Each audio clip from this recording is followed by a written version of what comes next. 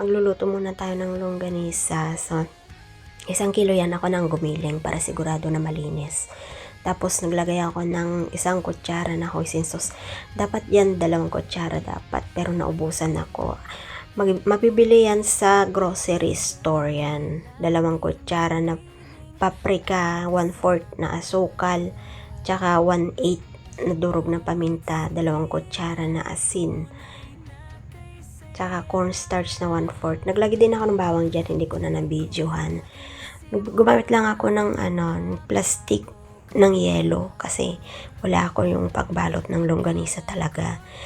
Nakasealed lang, sinild ko lang naman yan gamit yung plastic sealed.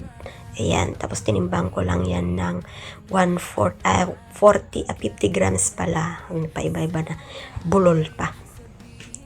Ginamit ko lang ng ganyan. Tapos, kung pangbenta naman, mas maganda rin ng ganito yung pangbabalot nyo. Pero, mas maganda rin yung